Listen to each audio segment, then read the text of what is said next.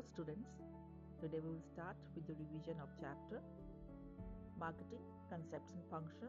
Now it's the third part where we will just do the different functions of the marketing. So what are the different functions of marketing? It is exchange function, then physical distribution function, which is called to be dispersion function as well, facilitating functions.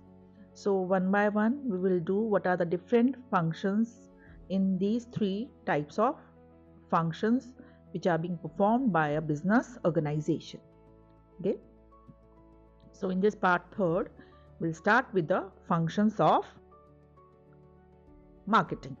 So we have different functions of marketing. The first is exchange function, or which is also called to be concentration function. Second is function of physical supply, that is called to be dispersion function. And third is facilitating function, which is also called equalization function. Okay, so what are the further division of the exchange function? Exchange function includes two functions. What is first is buying and assembling, and second is selling and distribution. Physical supply or dispersion means that is transportation and storage and warehousing, which helps in the distribution or dispersion of the goods. And thirds are the facilitating or equalization functions, which includes marketing research, standardization and grading, branding and labeling, advertising and salesmanship, product planning and development, packaging, financing, pricing and risk taking. So one by one we will revise all these different types of functions. So first is your exchange function or concentration, that includes your buying and assembling. So what is buying and assembling means? First we'll start with the buying. What is buying? Buying refers to the purchase of raw materials for use in manufacturing and the purchase of finished goods for the purpose of resale. तो दो functions हो गए, manufacturing part के लिए भी और trading part के लिए भी. अगर एक मैन्युफैक्चरर है तो वो रॉ मटेरियल खरीदता है मैन्युफैक्चरिंग करने के लिए, और अगर ट्रेडर है तो वो गुड्स खरीदता है, फिनिश गुड्स, ताकि उसको फर्दर रीसेल कर सके. Okay, so efficient and economic buying is essential to the successful for the success of the business. Okay, तो बिजनेस के सक्सेस के लिए क्या है, एक एफिशिएंट और इकोनॉमिकल बाइंग होनी जरूरी है. बाइंग के लिए क्या स्टेप्स हैं? फर्स्ट आपका करना होता है बिजनेसमैन को कि डिटरमाइन करना होता है व्हाट आर द नीड्स. ठीक है, उसके बाद सेकंड पार्ट है selecting the source of supply, कहाँ से उसे सप्लाई मिलेगी. फिर देखना है कि ascertaining the suitability of goods, कि गुड्स सुटेबल हैं उसके लिए कि नहीं है. नेगोशिएट करना फिर परचेज के लिए कि कैसे नेगोशिएशन होगा, प्राइस क्या रहेगा, कैसे मिलेगा, कहाँ मिलेगा, who will dispatch, who will take the delivery और who will supply the delivery. Either it is being done, purchaser को खुद अपना प्रोडक्ट खरीद उठा ट्रांसपोर्टेशन के लिए खुद अरेंजमेंट करना पड़ेगा या सप्लायर उसकी अरेंजमेंट करके देगा. Then arranging for the transfer of ownership, और फिर ओनरशिप कैसे ट्रांसफर करनी है. नेक्स्ट इज हमारा है मोड्स ऑफ बाइंग. आपके जो बाय करने के अलग अलग मोड्स हैं. तो पहला मोड क्या है? Purchase through inspection. कैसे करा जाता है? इंस्पेक्शन के थ्रू. इस केस में क्या करा जाता है कि बायर जो है सारा लॉट जो है गुड्स का वो पूरा चेक करता है. दो बहुत ही टाइम कंज्यूमिंग और एक्सपेंसिव मेथड है ये, बट टाइम्स कई बार कुछ गुड्स ऐसे हैं जिनका पूरा लॉट ही चेक करना पड़ता है, generally in case of expensive goods. दूसरा है आपका परचेज बाय सैंपल्स. इसमें क्या होता है कि एक स्पेसिमन चेक कर लिया जाता है और माना जाता है कि जो स्पेसिमन में दिखाया है बाकी गुड्स जो हैं वो भी वैसे ही होंगे. तो उस केस में ये जो मेथड थोड़ा टाइम सेविंग रहता है आपका. So now purchase through inspection, it implies personal examination of the whole lot of goods at the seller place by the buyer. This is an expensive and time consuming method of buying. Then purchased by sample, the buyer examines a specimen of the goods on the assumption the sample represents the characteristics of the entire lot. कि पूरे lot को वैसे ही, पूरा lot जो है वैसा ही होगा जैसे कि उसको सैंपल दिखाया गया है, स्पेसिमेन दिखाया गया है. This is the convenient and economical method of buying. Convenient और इकोनॉमिकल मेथड है. Children, as I have told you earlier as well, what are the red color? I have made this keywords in red so that it will become easier for you to memorize them or to write them while attempting your answers. Now next is purchase by description. ठीक है, हमने क्या किया, पूरा का पूरा inspection किया, फिर स्पेसिमेन देखा या डिस्क्रिप्शन. अब डिस्क्रिप्शन क्या है कि आपका जो सेलर है वो कैटलॉग दे देता है, प्राइस लिस्ट दे देता है, उसके थ्रू उसका डिस्क्रिप्शन भी होता है, उसमें गुड्स के बारे में उनकी फोटोज भी होती हैं. तो डिस्क्रिप्शन, कैटलॉग, प्राइस देखकर ही आपका जो है बायर उसका ऑर्डर कर देता है.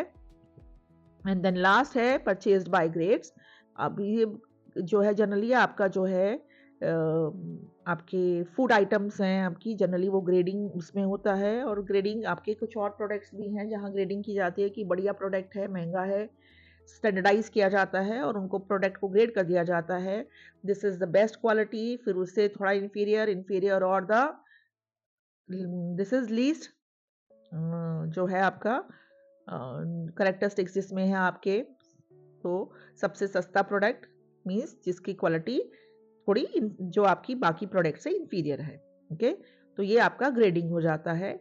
और स्टैंडर्डाइजेशन होता है कि जो प्रोडक्ट आपको दिखाया गया उसमें एक स्पेसिफिक क्वालिटीज होंगी ही होंगी, राइट, उसमें वो करेक्टरिस्टिक जो स्पेसिफाई की हैं वो मिलनी चाहिए. So now purchase by description. Goods are purchased after reading the catalogs or price list which contains a description of the goods. This method is most convenient and economic. Then purchase by grades. It is popular in case of standardized and graded products. जो standardized और graded products हैं उनको purchase by grade. जैसे आपका basmati rice है तो आपको मालूम है कि बासमती राइस है कि वो बढ़िया बनता है, लंबा बनता है, खुशबूदार होता है. So this way number of other products are being purchased. Then buying, this is then next is your assembling. Assembling क्या होता है कि गुड्स को एक जगह इकट्ठा करना. Assembling is different from buying. It becomes after the goods have been purchased. Goods purchase होने के बाद ये होता है. इसमें क्या हुआ, collection of goods already purchased from different sources at one common place. एक जगह रख दिए जाते हैं. जनरली असेंबलिंग करा जाता है आपका एसेंशियल कमोडिटीज या एग्रीकल्चर प्रोडक्ट्स में, क्योंकि छोटे छोटे फार्मर्स इनको स्कैटर्ड एरियाज में जो फैल रखे हैं वो प्रोड्यूस करते हैं. सो इससे क्या होता है, असेंबलिंग करने से प्रोडक्ट जो है आपका इजीली अवेलेबल हो जाता है एक जगह पर, बल्क में इसकी सेल हो सकती है. ठीक है, और इसके लिए फार्मर्स का भी हेल्प हो जाता है. एक जगह इकट्ठा करने से उनको हम जो है ग्रेड कर सकते हैं, स्टैंडर्डाइज कर सकते हैं और ट्रांसपोर्टेशन की कॉस्ट कम हो जाती है और एक जगह स्टोर करने से उसकी कॉस्ट भी कम हो जाती है. Okay, so now assembling reduces, advantage क्या है, assembling reduces the cost of transportation and handling. Second, it reduces the cost of storage and warehousing. Then it permits large scale selling as orders can be executed in bulk. क्योंकि इकट्ठा सामान है तो आप bulk में orders को execute कर सकते हो, तो लार्ज स्केल सेलिंग पॉसिबल हो जाती है. It facilitate standardisation and grading. तो स्टैंडर्डाइजेशन एंड ग्रेडिंग क्या हो जाता है कि आप स्टैंडर्डाइज और ग्रेड करके रख देते हैं प्रोडक्ट कि ये बढ़िया है, ये उससे इन्फीरियर और उससे इन्फीरियर और ये सबसे बेस्ट प्रोडक्ट है. अब क्या है हमारा नेक्स्ट आपका जो एक्सचेंज फंक्शन है, हमने क्या किया, बाइंग एंड असेंबलिंग, देन है सेलिंग एंड डिस्ट्रीब्यूशन. ठीक है, सेलिंग क्या है, it enables a firm to satisfy the needs of the customers and thereby achieve its objectives. तो क्या करता है, सेलिंग जो है सेटिस्फाई करता है नीड्स कस्टमर की और साथ ही साथ इससे ऑर्गेनाइजेशन का भी ऑब्जेक्टिव अचीव हो जाता है, to sell the products and to get profits. Selling is the process of finding the customers, creating demand and transferring the goods for value और मनी. ठीक है, तो क्या हुआ आपका, सेलिंग क्या है, प्रोसेस, कस्टमर ढूंढना, डिमांड क्रिएट करना, ठीक है, उनको इंड्यूस करना ताकि प्रोडक्ट खरीद सकें, एंड फिर उसका जो है गुड्स को ट्रांसफर करना कस्टमर के पास for the value, for value what value, money value में. The firm makes use of advertising, salesmanship and sales promotion. Selling के लिए क्या क्या आपके फर्म्स यूज करता है, एडवर्टाइजिंग यूज करता है, सेल्समैनशिप यूज करता है और सेल्स प्रमोशन टेक्निक्स को यूज करता है. So we will study the definition of advertising, salesmanship and sales promotion later on. Effective selling requires careful planning and control of marketing activities. तो एक अच्छी सेलिंग के लिए क्या चाहिए, प्रॉपर प्लानिंग चाहिए होती है और मार्केटिंग एक्टिविटीज पे कंट्रोल चाहिए आपका सेलर का. Selling also involves dispersion of goods among customers. ठीक है। सेलिंग मतलब क्या है कि गुड्स को कस्टमर्स के पास, डिस्पर्स मतलब कस्टमर्स तक पहुंचाना, अलग अलग जगह कस्टमर्स स्कैटर्ड है तो उन तक सब तक पहुंचाना। Servicing customers, servicing customers, complaints customer की कंप्लेंट्स को सर्विस करना मतलब कस्टमर की कंप्लेंट्स को जो है उनको ख़त्म करना, right. And transfer of title और ओनरशिप ऑफ गुड्स, और उसके बाद जो उनका टाइटल ऑफ ओनरशिप गुड्स का किसके पास पहुंचा देना, कस्टमर के पास। अ चैनल ऑफ डिस्ट्रीब्यूशन और marketing channel is the path through which products move from producers to ultimate seller. अब क्या है डिस्ट्रीब्यूशन, क्या होता है, that it is not being marked children, तो क्या करेंगे आप, दिस इज व्हाट मार्केटिंग क्या है, डिस्ट्रीब्यूशन क्या है, चैनल्स, ठीक है, और the path, channels or the path through which products move from producers to ultimate customer is called to be channel of distribution. So what is distribution? Providing goods from producer to ultimate consumer, okay, or providing goods from producers to ultimate consumer is called to be distribution. So channel of distribution क्या है, वो सारे marketing channels हैं, और the path through which products move from producers to ultimate customer. Now next function is, second function is physical supply और dispersion function, जिसमें क्या है हमारा transportation and warehousing and storage.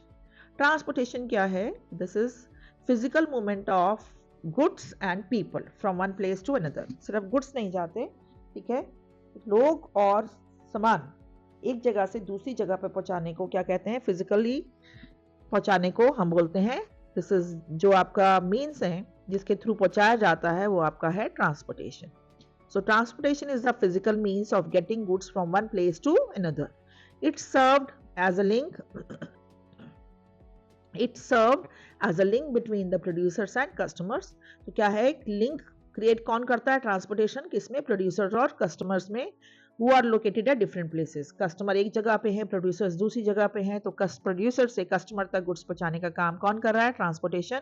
अगर ऐसा ना हो पाए तो चीज़ें वहीं रह जाए जहाँ प्रोड्यूस हुई है और वहाँ तक ना पहुँच पाए जहाँ उनकी ज़रूरत है। तो जनरली क्या होता है, आपके गुड्स एक जगह प्रोड्यूस होते हैं और वो पूरे के पूरे एरिया में या पूरी कंट्री में चाहिए होते हैं। जैसे कि आपका वीट है, राइस है, जो इनका प्रोडक्शन है पूरे वर्ल्ड, पूरे इंडिया में नहीं होता, कुछ स्पेसिफिक स्टेट्स में ही इनका प्रोडक्शन होता है, पर इसकी रिक्वायरमेंट पूरी कंट्री में होती है, तो ट्रांसपोर्टेशन के थ्रू ये कस्टमर्स तक पहुंचाया जाता है। इट क्रिएट्स प्लेस यूटिलिटी, यानी कि गुड्स को जहां आपके प्रोड्यूस हुए हैं वहां से कहाँ ले जाना, जहां पे वो रिक्वायर्ड है। It creates place utility by carrying the goods to such places where they are needed.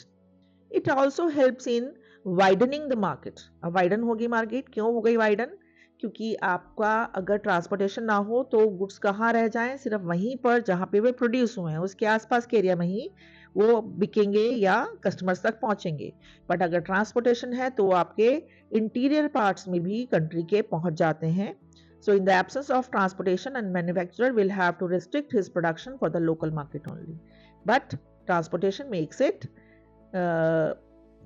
happen that the products are supplied worldwide as well, not within the country only, but worldwide also. Transportation removes barriers of distance and helps to stabilize prices by matching supply with demand. तो supply कितनी है और demand क्या है उसको दोनों को match करते हैं, और क्या है, क्या रिमूव कर रहा है, कौन सा बैरियर रिमूव करता है, बैरियर्स ऑफ डिस्टेंस। और उससे क्या होता है, जब आपको प्रॉपर सप्लाई मिलती रहती है तो उसके प्राइस स्टेबलाइज हो जाते हैं। अगर किसी चीज़ की सप्लाई कम हो जाए तो क्या होता है, प्राइसेस बढ़ जाते हैं। किसी चीज़ की सप्लाई ज़्यादा हो जाए तो उसके प्राइसेस घट जाते हैं। तो एक स्मूथ सप्लाई डिमांड के हिसाब से करने से क्या होता है, उसके प्राइस प्रोडक्ट के स्टेबलाइज रहते हैं। It increases mobility of labour and capital. Transportation जो है लेबर और कैपिटल को भी एक जगह से दूसरी जगह पहुंचाने में हेल्प करता है, यानी उसकी मोबिलिटी को इंक्रीज करता है।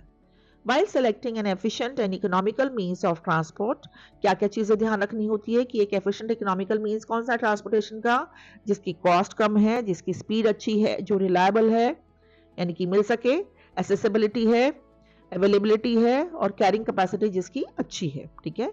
And carrying capacity of different modes of transport should be considered carefully while selecting a transportation means. Now next one is your storage and warehousing, ठीक है। स्टोरेज क्या हुआ? Storage refers to the holding and preservation of goods from the time of production until the time of consumption. Storage मतलब production से consumption तक। Production होता है एक टाइम पे और कंजम्पशन दूसरे टाइम पे भी हो सकता है उसका, जैसे कि वीट एक बार प्रोड्यूस होता है पर पूरा साल चाहिए, same ways the rice and pulses, right. तो आपका जो उसको प्रिजर्व करके रखने के लिए रखा जाता है प्रोडक्शन से कंजम्पशन के टाइम तक, तो इस प्रोसेस को क्या कहते हैं? कहते हैं हम storage. Storage creates time utility. आपका ट्रांसपोर्टेशन आपका प्लेस यूटिलिटी क्रिएट करता है, तो स्टोरेज कौन सी यूटिलिटी क्रिएट करता है? Time utility from the time of production till the time of consumption, ठीक है। Bridging the gap between production and consumption.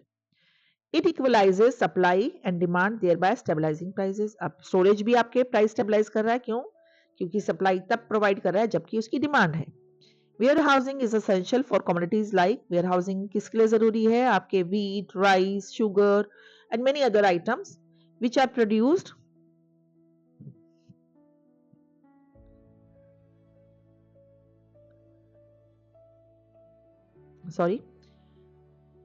it equalizes supply and demand, thereby stabilizing prices. Warehousing is essential for commodities like wheat, sugar, rice, and many other items which are produced during particular seasons but demanded throughout the year. Okay.